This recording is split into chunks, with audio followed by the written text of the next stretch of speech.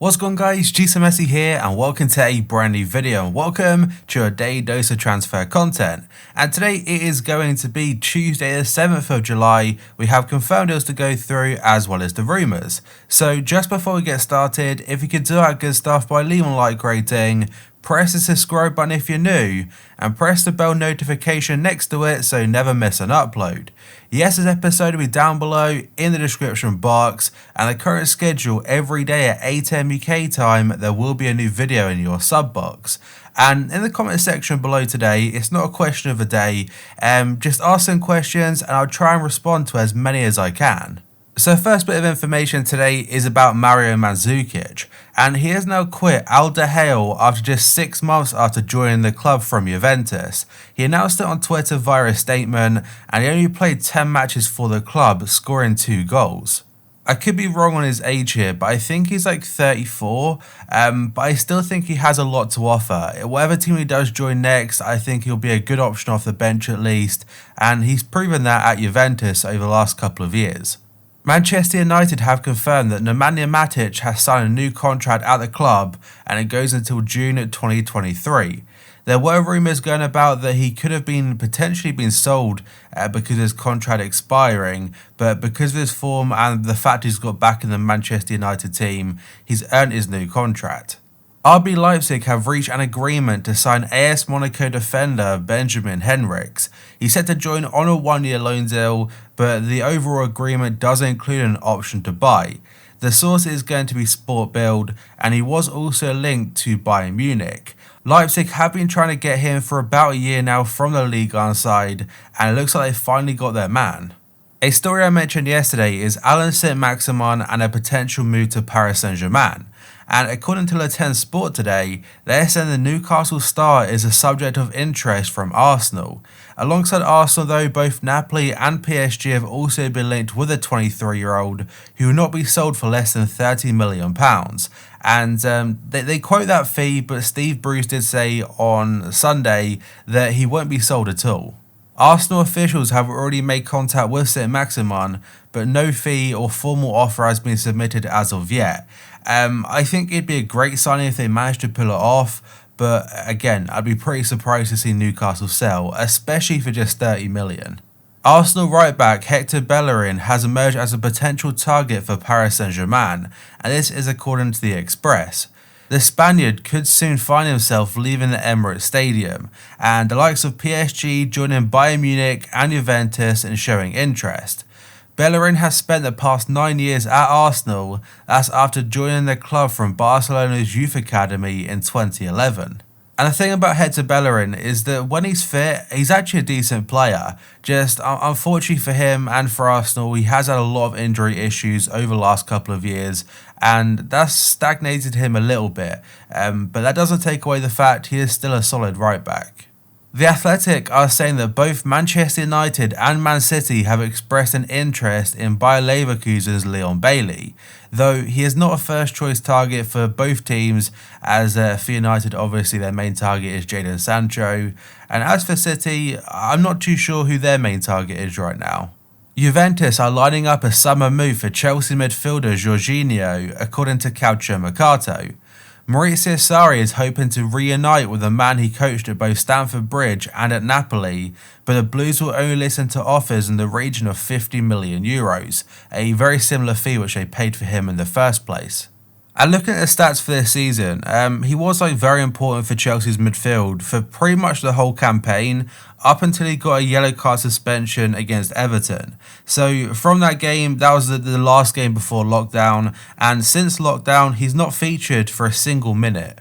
Barcelona have lowered Ivan Rakitic's asking price to try and ensure the midfielder leaves the club this summer, and the outlet is going to be Sport in Spain.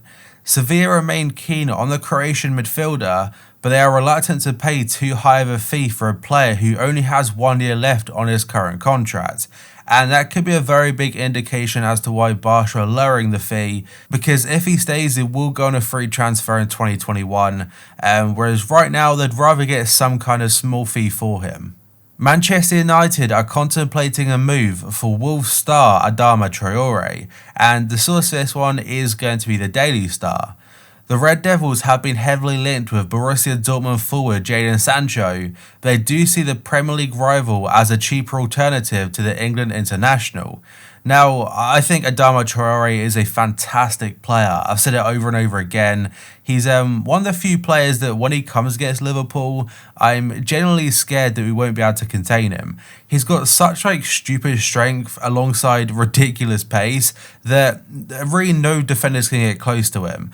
And I think if he does leave Wolves, he'll be a fantastic addition to many top European sides. But I'm not sure he'd cost a lot less than Jadon Sancho, to be honest. Okay, maybe he would be a lot cheaper than Jadon Sancho, but he would still cost a lot of money if you get what I mean. Like Sancho, 100 million plus, Traore, in my opinion, probably around the 50 million mark. And according to RN, they say Borussia Dortmund have told Manchester United they have until August 10th, that's a deadline, and a €120 million transfer fee for Jadon Sancho. If an offer of 120 million is not made by then, he will not be sold this transfer window. So Dortmund have set their stance. They're like, if you want to sign Sancho, here's what we want, the exact amount, and if you don't offer this by about a month's time and agree it, you won't be getting him. Paris Saint-Germain have agreed to allow Neymar to return to Barcelona this summer. That's provided they can also reach an agreement with a Catalan club.